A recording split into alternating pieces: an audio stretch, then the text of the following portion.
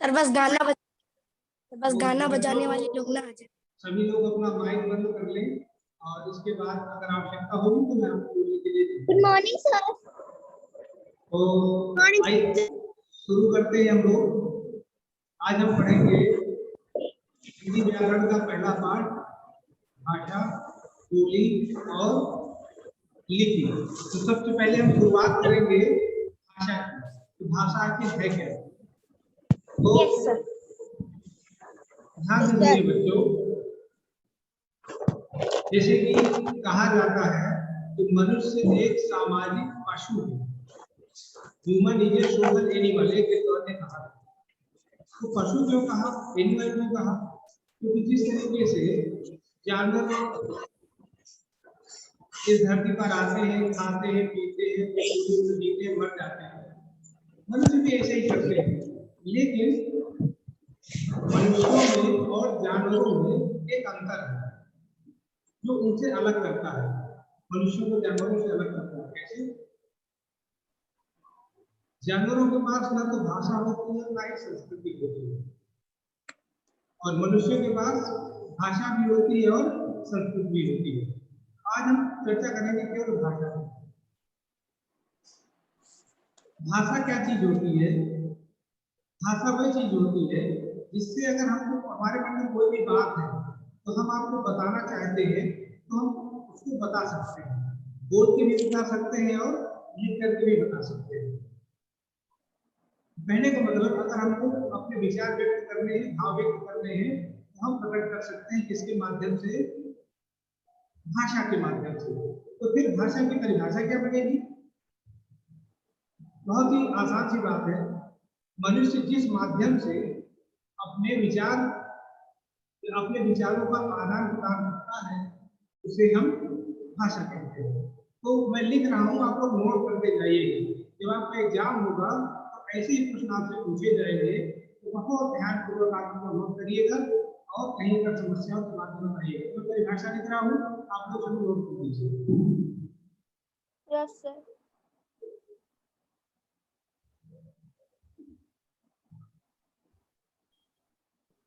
मनुष्य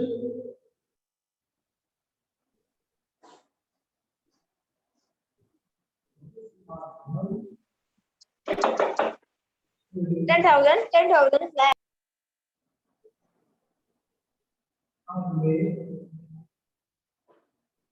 अर्जुन ने कहा कि महागुरु द्रोण। क्यों अर्जुन कहाँ से आ गया बीच में? गुरु द्रोण ने क्या कहा? अंगूठा काट के दे दो। महाभारत है बेटा, ऐसे थोड़ी। किसकी महाभारत चल रहे हैं यहाँ पे?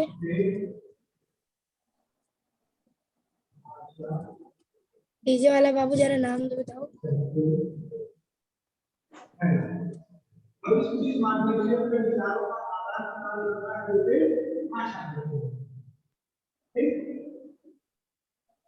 अब मैंने आपको कह दिया कि विचारों का आदान प्रदान तो हम मोबाइल टेलीफोन से भी करते हैं, अभी इस माध्यम से भी कर रहे हैं।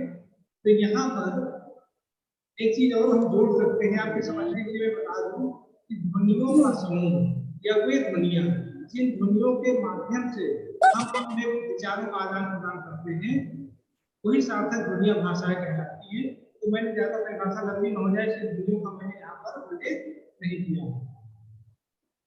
चलिए तो देखते हैं कोई पढ़ के सुनाएगा कि क्या लिखा। सौम्या सिंह मेरी आवाज आ रही है बेटा?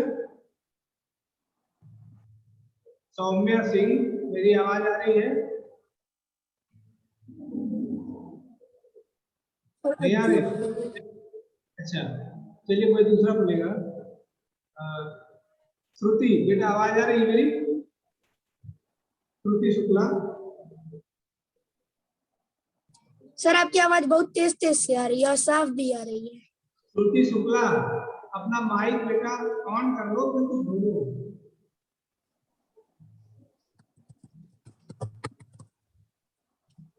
अच्छा नहीं, इसको भी आवाज शायद नहीं आ रही है। चलिए कोई और बोलना चाहता है?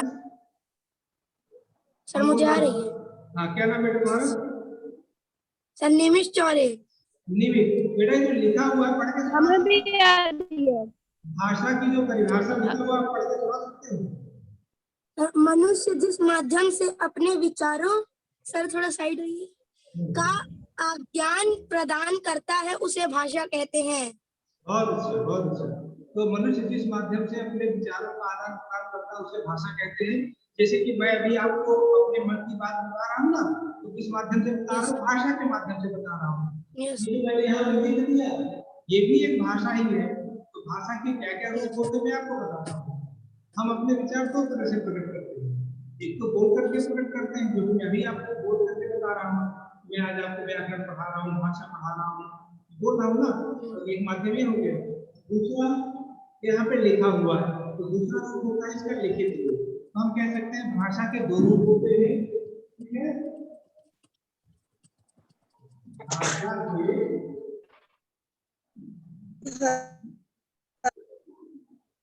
दो रूप होते हैं। पहला है मौखिक, सर लिखित। और दूसरा है लिखित।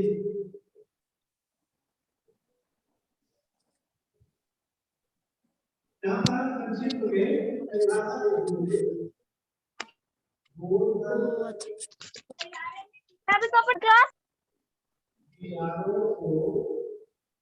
फटा लगाया फटा।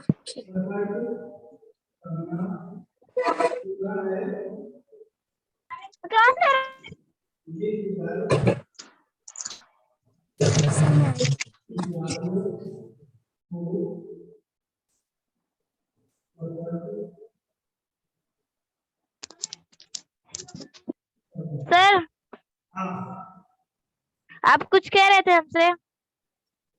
कौन बोल रहे हो? सर सौम्या सिंह। हाँ, सौम्य बेटा तुम्हारा नेटवर्क सही नहीं, आवाज कम आ रही है। मैं तुम्हें पढ़ने के लिए कह रहा था कि इसमें जो लिखा है पढ़ के सुनाओ। और अब अगर आवाज आ रही है मेरी, तो आपको ये बताना है कि भाषा के कितने रूप होते हैं।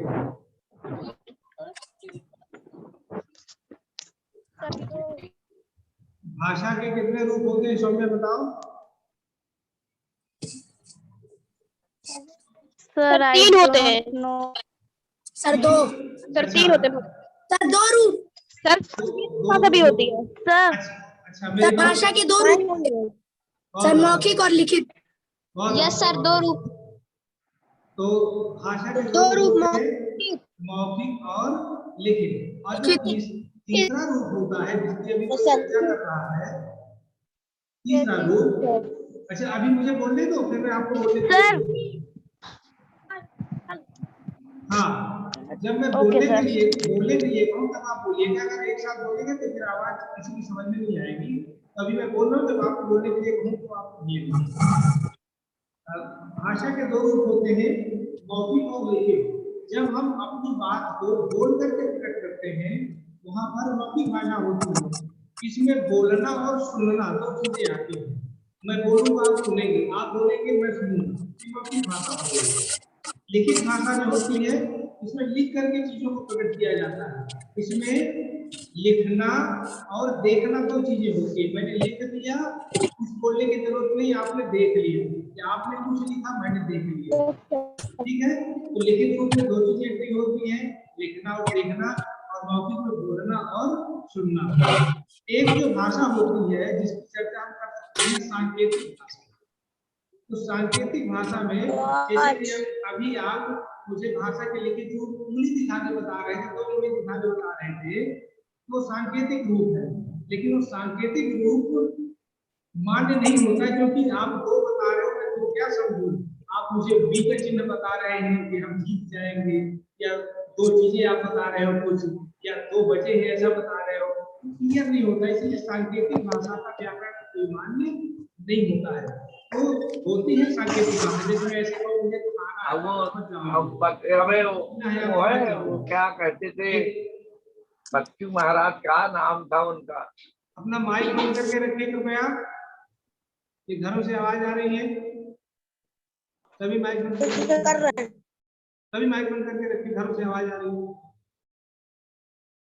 तो इस प्रकार से हम दो रूपों को मान देंगे, सांकेतिक भाषा को नहीं मान देंगे, मौखिक और लिखित।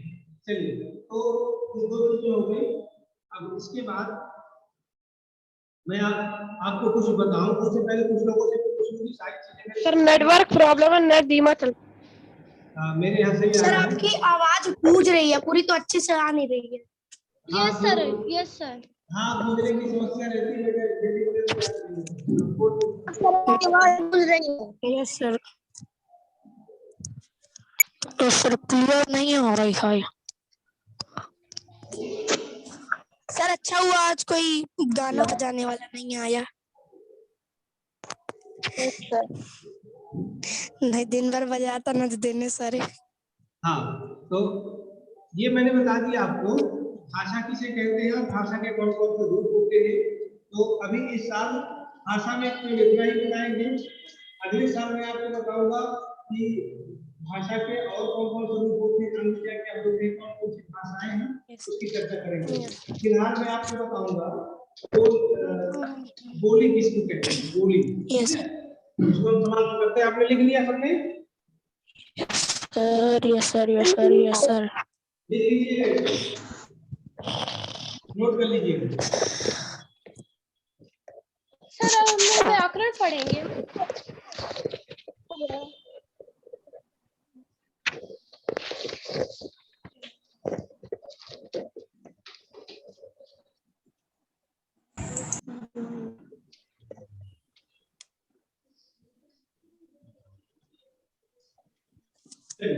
अब मैं आपको बताऊंगा बोली किसको कहते हैं। बोली किसको कहते हैं? किसी क्षेत्र विशेष में प्रयोग किए जाने वाली भाषा के स्थानीय रूप को बोल। हाँ, चलिए मैं आपको बताता हूँ बोली किसको कहते हैं। जैसे हम कुछ जैसे बोलते हैं तो घर में बोलते हैं, अपने मम्मी पापा से, भाई बहन से बोलते हैं। फिर वो परिवार जो है, पास पड़ोस के लोग उसी भाषा का प्रयोग करता है। गांव के लोग करते हैं, क्षेत्र के लोग करते हैं। लेकिन वो 10-20 किलोमीटर 50 किलोमीटर के क्षेत्र में तो भाषा चलती रहती है। उसके बाद फिर और दूर जाएंगे तो बदल जाएगा। तो बदल जाएगा, इसका मतलब हम जो अपने क्षेत्र में बोल रहे हैं तो बोली, दूसरे क्षेत्र में जाएंगे वहां दूसरी बोली चल रही है। लेकिन कई बोलियों को मिलाकर एक भाषा बनती है और कई भाषाओं को मिलाकर के भाषा बनती है। समझ आ रही बात? एक भाषा को एक जब क्षेत्र में बोला जाता है बोली होती है, फिर वो क्षेत्र जब बड़ा हो जाता है तो भाषा बन जाती है, और बड़ा क्षेत्र हो जाता है भाषा बन जाती है। हम कह सकते हैं सर किसी क्षेत्र में विशेष, सर मैं बताऊं?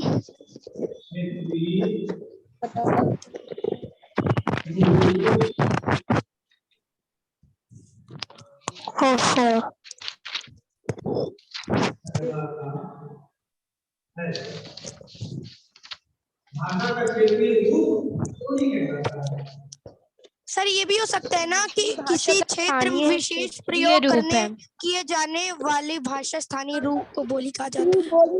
बिल्कुल बिल्कुल, बहुत अच्छा। किसी भी स्थानीय क्षेत्र में जो भाषा बोली जाती है उसको आप बोली कह सकते हैं, ठीक है। तो अब हम देखेंगे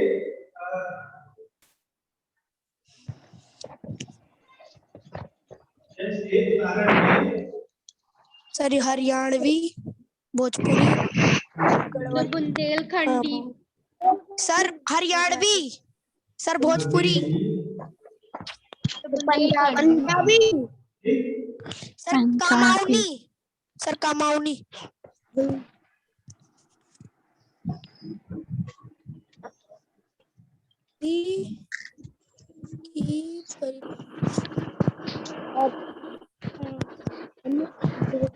क्या लिखना है, कुछ समझ नहीं आ रहा है। हाँ, मैं पढ़ के सुना देता हूँ। मैंने आपको लिखा कि भाषा के क्षेत्र में बोली किया जाता है, जैसे बुंदेली, बघेली आदि, ठीक है। उसके बाद मैं हिंदी की प्रमुख बोलियां बताऊंगा, लेकिन वो बातें बताऊंगा। पहले मैं आपको बता दूं बोली और उपभाषा भाषा में क्या अंतर होता है। तो बोली थोड़ा छोटे क्षेत्र में बोली जाती है, जैसे अपने ये बांदा, हमीरपुर, चित्रकूट, झांसी में बुंदेली बोली जाती है। इसी तरीके से कई बोलियां मिलकर इसको के नोटबुक में लिखना है। बिल्कुल लिखना है, और कई बोलियां मिलकर के एक भाषा बनाती है, जैसे बुंदेली, कन्नौजी, खड़ी बोली, ये सब मिलकर के पश्चिमी हिंदी बना रही है। रुक जाइए, जब बोलने के लिए कहो तो बोलना है, ठीक है। और उसके बाद सर आवाज नहीं आ रही है आपकी। बघेली है, ये आपकी पूर्वी हिंदी में आती है। जो प्रमुख बोलियां हैं वो मैं सर आपकी आवाज क्लियरली नहीं आ रही है। मैं लिख रहा हूँ यहाँ पर। सर बहुत गूंज रही है आपकी आवाज। हेलो सर, आपकी आवाज गूंज रही है। ये अपना माइक बंद करें, सभी माइक बंद करें, सभी माइक बंद करके रखें।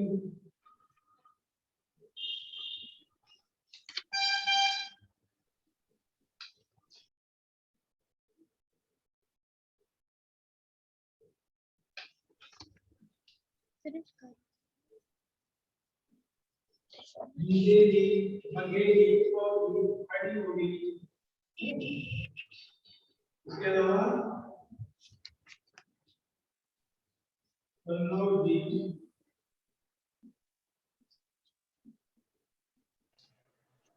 ब्रज भाषा,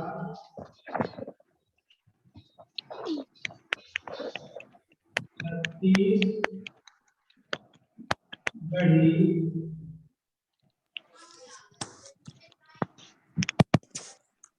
मैथिली, और इसके अलावा भोजपुरी। आपने बहुत नाम सुना होगा भोजपुरी का, ठीक है। और एक और लिख दे रहा हूँ ताकि, ठीक है, बहुत सारी है, इनमें आज को भी देते हैं आपने।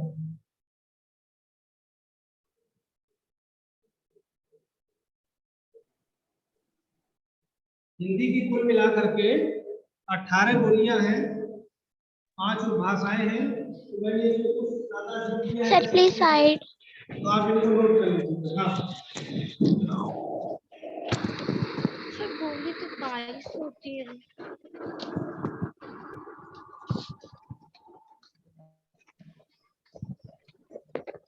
प्रमुख बोलियां हैं बुंदेली, बघेली, अवधी, खड़ी बोली, कन्नौजी, ब्रज भाषा, छत्तीसगढ़ी, मैथिली, भोजपुरी, जयपुरी आदि। चलिए, अब एक प्रश्न है बच्चों, अगर आपसे किसी ने पूछ लिया कि हमारी बोली कौन सी है, यानी हमारे क्षेत्र में कौन सी बोली चलती है, तो आप क्या बताएंगे? हिंदी। हिंदी बोली नहीं बेटा, हिंदी तो भाषा है, बोली पूछ रहे हैं। सर हमारी खुद की बुंदेलखंडी।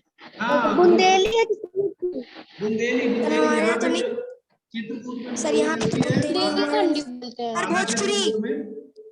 मेरी बात सुनेंगे? सर भोजपुरी तो बिहार में चलती है। बात सुने, सर मैं निमाड़ी।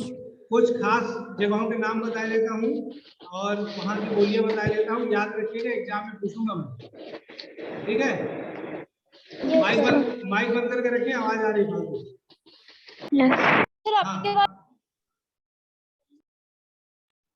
हाँ, तो ये अपने बांदा चित्रकूट में चलती है बुंदेली, आपके आगरा मथुरा में ब्रज भाषा, और दिल्ली, गाजियाबाद, मेरठ में खड़ी बोली चलती है, लखनऊ में अवधी चलती है, और वाराणसी में भोजपुरी चलती है, वाराणसी में भोजपुरी चलती है, और रायपुर में छत्तीसगढ़ चलती है, छत्तीसगढ़ी, और ये आपके सतना में बघेली चलती है, रीवा और सतना में बघेली चलती है, इलाहाबाद में अवधी चलती है। तो इस प्रकार से कुछ जगहों के मैंने नाम बता दिए, कहाँ कहाँ कौन सी बोलियां चलती है। तो आपकी जानकारी के लिए इतना ही पर्याप्त है, मेरे विचार से आपके समझ में आ गया होगा। और आगे मैं आपको कल बताऊंगा लिपि किसे कहते हैं, लिपि की परिभाषा क्या है, हिंदी की लिपि क्या है, और दुनिया की प्रमुख भाषाओं की लिपियां क्या क्या है। तो इस संबंध में आपको कल विस्तार से बताऊंगा। आज अभी आपको कोई प्रश्न हो तो बताइए, कुछ भी पूछना हो। सर इस सब्जेक्ट के लिए अलग से कॉपी बनानी होगी? बिल्कुल, व्याकरण के लिए अलग से एक नोटबुक बना लीजिए, क्योंकि व्याकरण के भी कम से कम 8 से 10 क्वेश्चन आएंगे, कम से कम 10 क्वेश्चन आएंगे, 10 क्वेश्चन आपके वसंत से आएंगे, इसलिए बहुत ध्यान पूर्वक इसको पढ़ना है और नोट्स बनाना है। यूनिट का सिलेबस क्या होगा? यूनिट का सिलेबस वसंत के 3 लेसन होंगे, वसंत के 3 लेसन होंगे, और यस सर।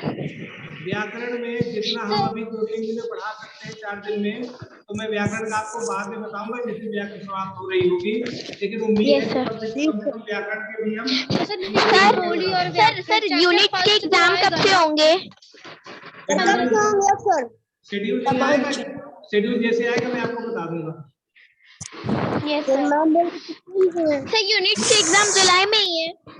बिल्कुल जुलाई में। यस सर, पीटी मैम ने मैसेज किया तो 15 जुलाई से शायद हो सकते हैं। बिल्कुल संभव है, इसलिए अपनी तैयारी बना के रखिएगा और जैसे शेड्यूल आएगा आपको बता दिए, ठीक है? Yes sir. और सर महाभारत से नहीं आएगा जो एक और बुक चलती है? इस बार अभी महाभारत पढ़ाने का मुझे समय नहीं मिला है, इसलिए महाभारत का कोई क्वेश्चन नहीं आएगा। महाभारत तो भाई से पूछ लीजिए, जब महाभारत हम पढ़ाएंगे तब पूछेगा, अभी तो हमने पढ़ाएंगे, इसलिए वहां से कुछ नहीं आएगा, मैं व्याकरण से और वसंत से देखे, ठीक है? अगर पढ़ाएंगे तो फिर आएगा, अभी पढ़ाने का तो समय नहीं मिला मुझे, ठीक है सर। Okay sir. तो आज क्लास समाप्त करें आज। Yes sir. Yes sir. Okay, bye everyone. Bye sir, thank you sir. Bye sir, thank you sir.